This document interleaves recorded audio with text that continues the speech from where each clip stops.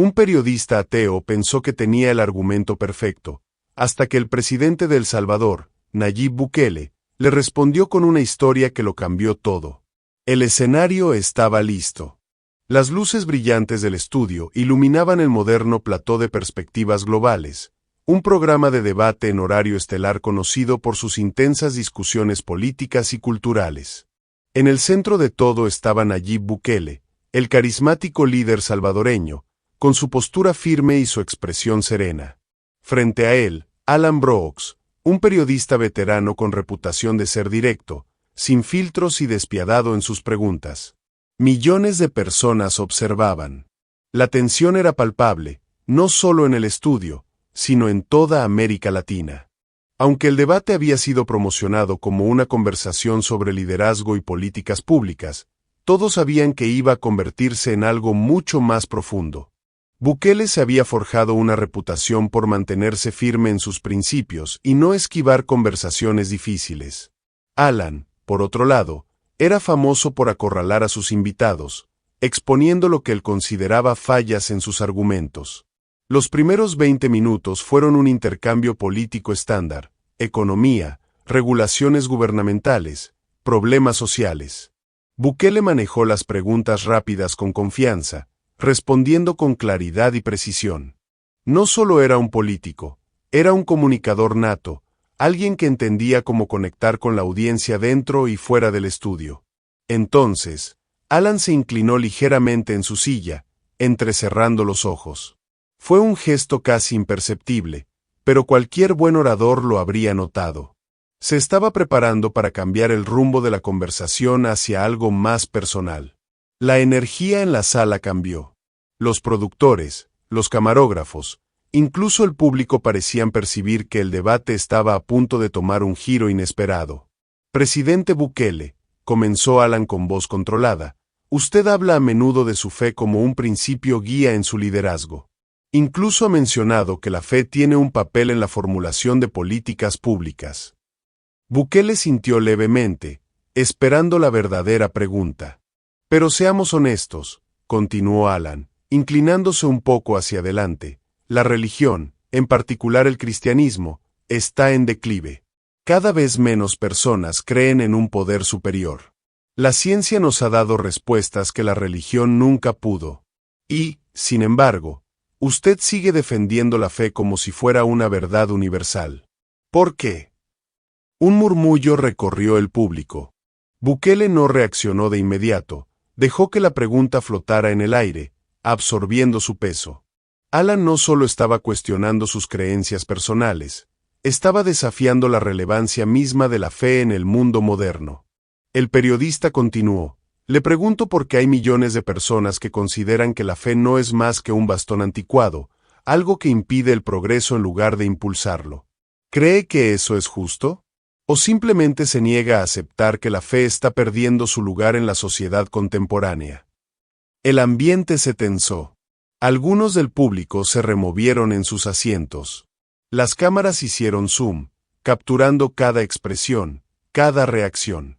Alan había arrojado una chispa a un campo seco, y todos estaban esperando para ver si Bukele dejaría que ardiera o si respondería con algo inesperado. Pero el presidente no se apresuró a contestar. Tomó aire, inclinó levemente la cabeza y esbozó una pequeña sonrisa. Sabía exactamente qué decir. Alan se echó hacia atrás, golpeando suavemente su bolígrafo contra la mesa. Esperaba. El público esperaba. El silencio en el estudio no era incómodo, era eléctrico. Finalmente, Bukele habló, con voz serena y firme. Dices que la fe es un bastón anticuado que impide el avance. Pero déjame preguntarte algo, Alan. Hizo una breve pausa y luego inclinó la cabeza apenas un poco. ¿A qué recurren las personas cuando la ciencia no tiene una respuesta? Alan apretó los labios, pero no interrumpió. Bukele continuó, verás, es fácil descartar la fe cuando la vida es cómoda. Es fácil descartar la fe cuando todo va bien. Cuando tu trabajo es estable, cuando tu familia está sana, cuando el mundo tiene sentido. Hizo una breve pausa, su mirada fija en Alan. Pero cuando el suelo desaparece bajo tus pies, cuando tu hijo está muriendo en una cama de hospital, cuando estás de pie frente a un ataúd, cuando los médicos te dicen que no hay nada más que hacer. El silencio en el estudio era absoluto. Hasta los productores, que solían susurrar entre ellos detrás de las cámaras, parecían congelados.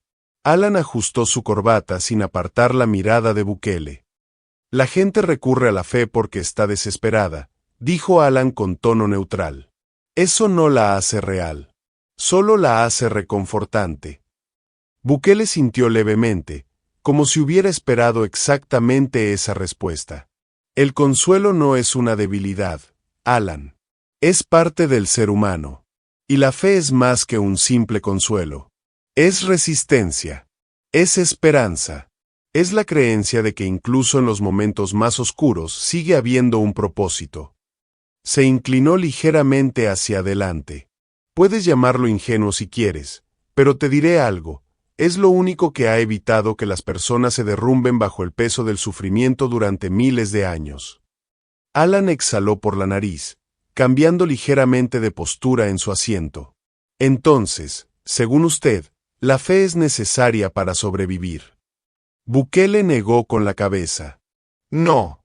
La fe es lo que hace que la supervivencia tenga sentido. Alan sonrió levemente y sacudió la cabeza. Es usted bueno, presidente Bukele. Pero hablemos de ellos. Hizo un leve gesto con la mano, como si reiniciara la conversación. Las instituciones religiosas han sido responsables de algunas de las peores atrocidades de la historia: guerras, opresión, corrupción. Y, sin embargo, usted defiende la fe como si solo hubiera sido una fuerza para el bien. Bukele no se inmutó. No voy a negar que se han cometido atrocidades en nombre de la religión. Pero seamos justos, Alan. La fe también ha sido el motor de algunos de los actos de valentía, sacrificio y bondad más grandes de la humanidad. Hizo una breve pausa. El fin de la esclavitud, los movimientos por los derechos civiles, incontables hospitales, escuelas y organizaciones benéficas, todos iniciados por personas que creían que su fe los llamaba a ayudar a otros. No puedes borrar eso solo porque algunos han tergiversado la fe para su propia agenda. Alan se quedó en silencio, estudiándolo. No tenía una respuesta inmediata. Bukele lo notó y aprovechó la oportunidad. Pero si realmente quieres saber por qué creo en la fe, ¿por qué la defiendo? Su tono bajó apenas un poco. No es por la historia. No es por la política. Se detuvo un instante. Es por una persona que conocí hace muchos años. El ceño de Alan se frunció levemente. Una persona. Bukele asintió. Su voz suavizándose ligeramente, continuó. Se llamaba María, y me enseñó algo sobre la fe que ningún debate podría borrar. El público contuvo la respiración. Nadie, ni Alan ni los espectadores, estaba preparado para la historia que estaba a punto de escuchar. Bukele entrelazó ligeramente sus dedos sobre la mesa, sin apartar la mirada de su interlocutor. Hace muchos años, cuando era un joven empresario iniciando en la política, tuve la oportunidad de conocer a María en un evento comunitario. Era un programa de apoyo a adultos mayores, uno de esos en los que los políticos suelen aparecer solo para una foto. Hizo una pequeña pausa, su voz bajando levemente. Pero yo no estaba allí para eso. Solo estaba haciendo mi trabajo. Se suponía que debía tomar notas, escuchar educadamente y marcharme. Exhaló lentamente.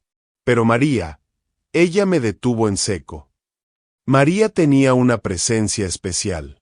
No porque fuera fuerte o imponente, al contrario, hablaba con suavidad, con calma. Pero cuando lo hacía, la gente escuchaba. Había algo en ella, una fuerza silenciosa, la clase de fortaleza que solo se adquiere cuando has sobrevivido cosas que deberían haberte destruido. Alan mantenía una expresión neutral, pero ya no miraba sus notas. Estaba escuchando. Me contó que había enterrado a 2 hijos, continuó Bukele, su voz firme. Uno murió de cáncer, el otro por culpa de un conductor ebrio. Perdió a su esposo por un derrame cerebral. No tenía hermanos ni familia cercana. Hizo una breve pausa, dejando que esas palabras calaran en el estudio. Y, sin embargo, estaba allí frente a mí, sonriendo, tomando té y preguntándome cómo estaba mi vida. La voz de Bukele se tensó apenas un instante. Recuerdo que le pregunté cómo lo hacía. ¿Cómo podía soportar tanto dolor y aún así seguir adelante con esa calidez, como si el mundo no hubiera intentado arrebatarle todo? Bukele miró a Alan, pero esta vez no como un oponente, sino como un hombre más, alguien que simplemente estaba escuchando. Me respondió algo que nunca olvidaré. El presidente tragó saliva antes de continuar. Me dijo, la fe no se trata de pruebas. Se trata de lo que te mantiene en pie cuando no hay pruebas. El silencio en el estudio era absoluto. Hasta el zumbido de las cámaras parecía haberse desvanecido. Me contó que cada mañana despertaba y daba gracias a Dios. No porque su vida hubiera sido fácil, no porque el sufrimiento la hubiera perdonado, sino porque aún estaba aquí. Bukele exhaló lentamente. Tenía 22 años cuando la conocí.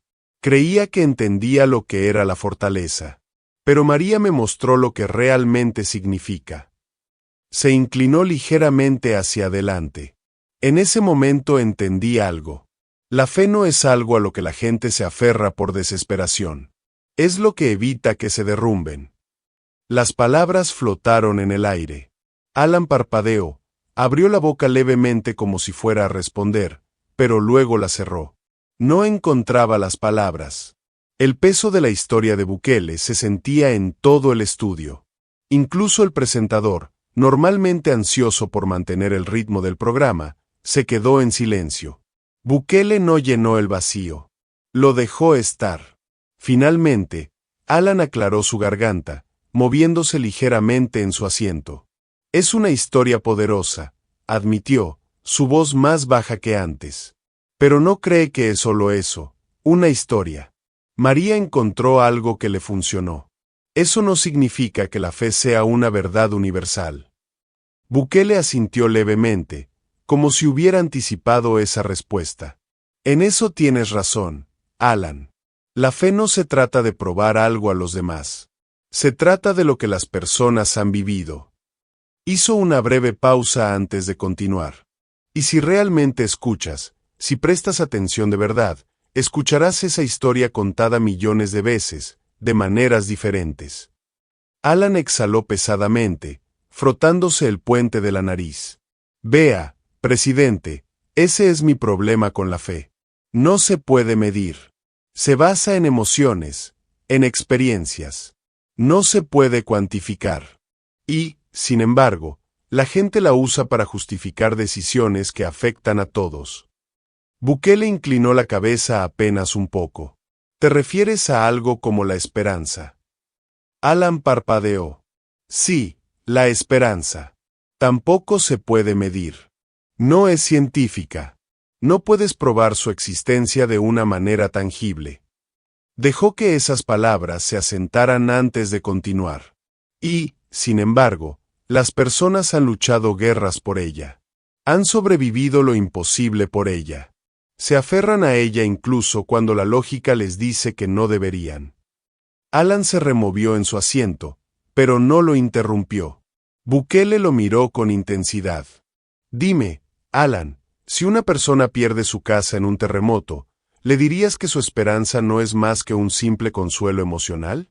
¿Que su creencia en que algo mejor vendrá no es real solo porque no puedes ponerla bajo un microscopio? El periodista no respondió. Bukele mantuvo su mirada firme. Ese es el punto con la fe. La fe no se trata de controlar a las personas. No se trata de imponer una creencia a nadie. La voz de Bukele resonó con calma, pero con una firmeza inquebrantable. Se trata de cómo la gente logra darle sentido a los momentos más difíciles de la vida. Alan lo miraba en silencio. Podías llamarlo irracional, Alan, pero cuando alguien lo pierde todo y aún así se levanta al día siguiente, cuando sigue adelante, cuando encuentra fuerzas donde no quedan, hay algo en eso, algo que no puedes medir, pero que tampoco puedes ignorar. Alan tamborileó los dedos suavemente sobre la mesa. Su postura habitual, aguda y desafiante, parecía haberse suavizado. Ya no estaba debatiendo, estaba pensando.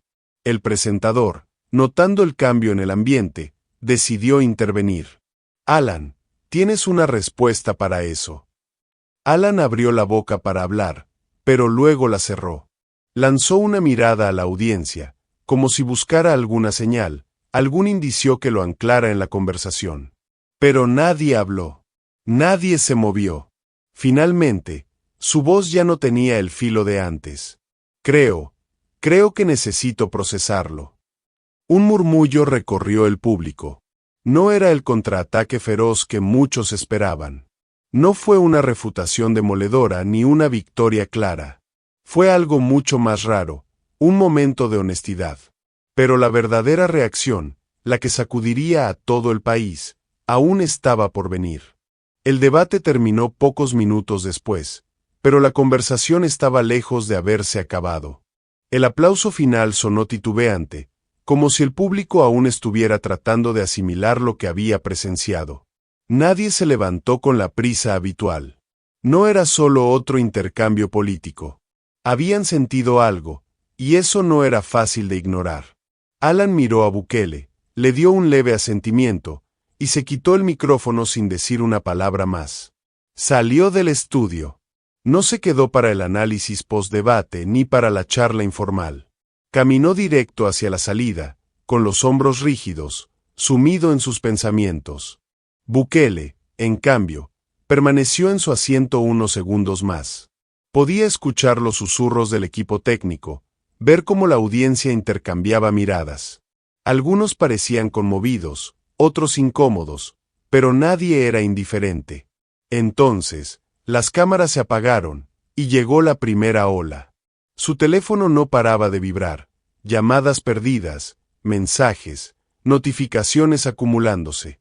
Las redes sociales habían explotado. Los clips del intercambio circulaban a toda velocidad. Cada palabra era analizada, cada gesto debatido. Pero lo que más sorprendió a Bukele no fue la reacción de sus seguidores habituales. Fue la respuesta de quienes nunca lo habían apoyado. No soy religioso, pero lo que dijo me hizo pensar. Nunca había escuchado a alguien defender la fe sin atacar a los que no creen. Eso fue diferente. Esto no se trató de política. Se trató de algo más grande. Post tras post, comentario tras comentario, la gente no estaba discutiendo como de costumbre. Claro, había críticos, el esperado rechazo de quienes descartaban por completo el tema. Pero algo estaba pasando. Algo que Bukele no había visto en mucho tiempo. La gente no solo estaba reaccionando, estaba escuchando. Su equipo ya estaba en marcha, coordinando respuestas a los medios. Los titulares no tardaron en llegar. Nayib Bukele deja sin palabras a periodista ateo. Un debate inesperado que está sacudiendo Latinoamérica. Acaba de cambiar Bukele la conversación sobre la fe en la política. Incluso los programas de análisis nocturnos, que rara vez daban espacio a figuras como él sin ridiculizarlas, lo estaban discutiendo en serio. Pero lo más sorprendente fue Alan. No dijo nada en toda la noche. Ningún tuit, ninguna entrevista, ningún comentario de seguimiento. Él, que siempre era el primero en tomar el control de la narrativa, permaneció en absoluto silencio. Hasta la mañana siguiente, a las 8:37 de la mañana, finalmente rompió su silencio con un solo mensaje. He estado en el periodismo por más de 30 años. Anoche fue la primera vez que salí de una entrevista dándome cuenta de que tenía más preguntas que respuestas. Eso fue todo. Sin declaraciones grandilocuentes, sin intentos de control de daños, solo honestidad. Y con eso bastó para desatar una nueva ola de reacciones. Pero el verdadero impacto de lo que había sucedido no quedaría claro hasta días después. Lo que había comenzado como un debate político estándar se había transformado en algo mucho más profundo. Ya no se trataba solo de Bukele o Alan. Se trataba de algo que la gente había evitado admitir durante años. Las personas estaban buscando algo más. Las redes sociales estaban saturadas con el tema. Era imposible desplazarse por Internet sin ver el debate analizado desde todos los ángulos. Podcastes, columnistas y comentaristas dieron su opinión. Algunos lo llamaron un momento decisivo para la fe en el discurso público. Otros lo vieron como una llamada de atención. Pero las reacciones más sorprendentes llegaron de los lugares más inesperados. Un comediante famoso por ridiculizar la religión admitió en su podcast: "Miren, sigo sin creer en Dios, pero ese hombre me hizo desear creer". Y eso ya dice bastante. Un reconocido científico tuiteó: "La fe y la ciencia no tienen por qué ser enemigas". Anoche recordé por qué tantas personas siguen aferrándose a la creencia, incluso ante la incertidumbre. Pero luego vinieron los correos electrónicos. El buzón de Bukele siempre había estado lleno: mensajes de seguidores, críticas, peticiones políticas. Pero ahora llegaban mensajes de personas que no encajaban en ninguna de esas categorías. Uno en particular llamó su atención. Era de una mujer llamada Rebeca. "No he pisado una iglesia en 20 años. Perdí la fe hace mucho tiempo. Pero después de ver su debate, me senté en mi auto y lloré. No porque de repente haya encontrado a Dios ni nada dramático, sino porque me di cuenta de algo. Extrañaba creer en algo más grande que yo misma. Ni siquiera sabía cuánto hasta anoche. Gracias por hacerme pensar". Bukele leyó el mensaje 2 veces. Luego reflexionó. Un tercio de su carrera política lo había pasado luchando por políticas, debatiendo leyes. Pero esto era diferente. Esto no se trataba de ganar un argumento. No se trataba de conseguir votos. No se podía medir en encuestas ni en victorias políticas. Se trataba de una conversación que la gente tenía miedo de iniciar. Y no fue solo Rebeca. En las siguientes semanas llegaron más historias. Personas compartiendo sus propias Marías, sus abuelas, sus vecinos, el extraño en la sala de espera de un hospital que les había susurrado palabras de fe cuando más lo necesitaban. Esto no era sobre probar quién tenía razón y quién estaba equivocado. No era sobre conversiones ni victorias ideológicas. Era sobre recordar que la fe, ya sea en Dios, en la humanidad o en algo aún incomprendido, no es debilidad. Es lo que ha mantenido a las personas en pie cuando todo lo demás ha fallado. Y esa realización es algo que ningún debate podrá borrar jamás. A medida que el eco del debate comenzaba a apagarse, una cosa quedaba clara: esto no había sido solo otro momento político. No era algo que se olvidaría en un ciclo de noticias. No sería sepultado en el ruido interminable de las redes sociales. Era un recordatorio. Un recordatorio de que, sin importar cuán divididos parezcamos, sin importar cuán fuerte el mundo grite que la fe está obsoleta, aún hay personas buscando significado. Aún hay personas buscando algo más allá de lo tangible. Esa noche, Bukele no intentó cambiar mentes. Solo contó una historia. Pero a veces, una historia es suficiente. Y si esta historia te hizo pensar, si movió algo dentro de ti, no dejes que termine aquí. Sigue haciendo preguntas. Sigue buscando. Sigue escuchando. Porque a veces las respuestas que buscamos no llegan por ganar un debate. Llegan en las conversaciones que nunca esperábamos tener.